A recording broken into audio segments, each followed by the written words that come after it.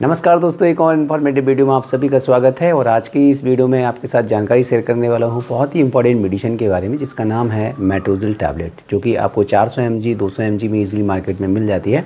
आज मैं बात करूँगा दोस्तों मेट्रोजिल 400 mg टैबलेट के बारे में, और ये बहुत ही उपयोगी दवाई है। आज की इस वीडियो में जानेंगे कि इस टैबलेट के क्या क्या फ़ायदे होते हैं, कितनी डोज इसकी सेवन में लेने की सलाह दी जाती है, इससे क्या साइड इफ़ेक्ट हो सकते हैं, और इसको खाते वक्त आपको क्या क्या सावधानी ध्यान में रखनी चाहिए। बारी बारी पॉइंट्स पर बात करेंगे। रिक्वेस्ट है वीडियो को आप पूरा देखिएगा, दोस्तों के साथ शेयर कीजिएगा, और मुझे सपोर्ट करने के लिए चैनल को आप सब्सक्राइब भी कर लीजिएगा।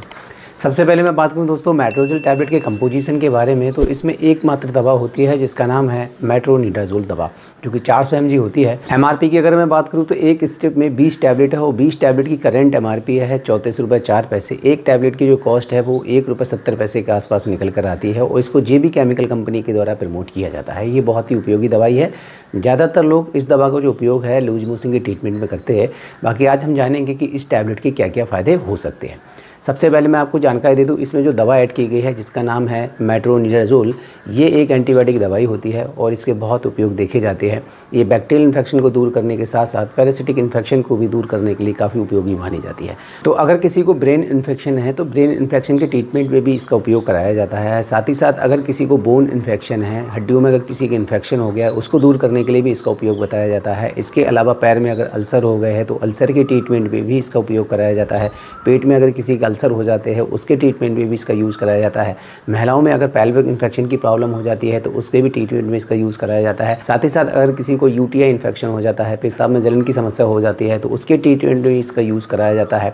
इसके अलावा अगर किसी को लंग्स इन्फेक्शन हो जाता है, अगर आपको फेफड़ों में दिक्कत हो गई है, इन्फेक्शन हो गया है जिसकी वजह से आपको सांस लेने में समस्या हो गई है, या फिर आपको पेन की समस्या हो रही है, तो उसके ट्रीटमेंट में इसका यूज़ कराया जाता है। इसके अलावा अगर किसी को गैस्ट्रोइंटेस्टिनल इन्फेक्शन हो गया है, अगर किसी के आंतों में इन्फेक्शन हो गया है जिसकी वजह से लूज मोशन की समस्या हो गई है, पेट में दर्द रहता है, उसके ट्रीटमेंट में भी इसका उपयोग बताया जाता है। इसके अलावा अगर किसी को टीथ इन्फेक्शन हो जाता है, गम इन्फेक्शन हो जाता है, अगर किसी के दांतों में इन्फेक्शन हो जाए, दांत गलने लगे, दांतों में कीड़े लग जाए, दांत घुलने लगे, तो इस समस्या को दूर करने के लिए भी इस दवा का उपयोग बताया जाता है, जिसके काफ़ी बेहतर रिजल्ट देखने के लिए मिलते हैं।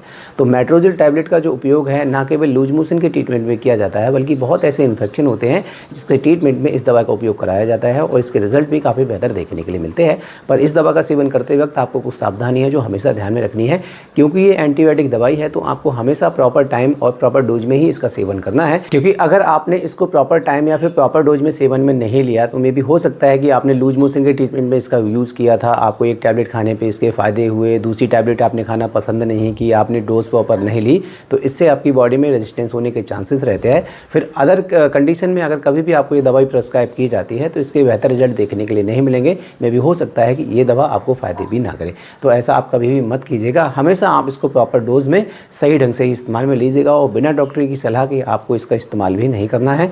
प्रेग्नेंट महिलाएं तब तक इसका सेवन ना करें जब तक डॉक्टर नहीं बताते हैं। अगर किसी की लीवर किडनी की संबंधित दवाइयाँ चल रही है, वो लोग भी डॉक्टर की सलाह के साथ ही इस दवा का उपयोग करें। बच्चों को भी आपको कभी भी इसका सेवन तब तक नहीं कराना है जब तक डॉक्टर आपको नहीं बोलते हैं, क्योंकि कुछ पेरेंट्स हमेशा इसको आधा तोड़कर बच्चों को खिलाते हैं, या फिर इसका आधा चौथाई भाग भी बच्चों को खिलाते हैं। तो ऐसी गलती आपको नहीं करनी है।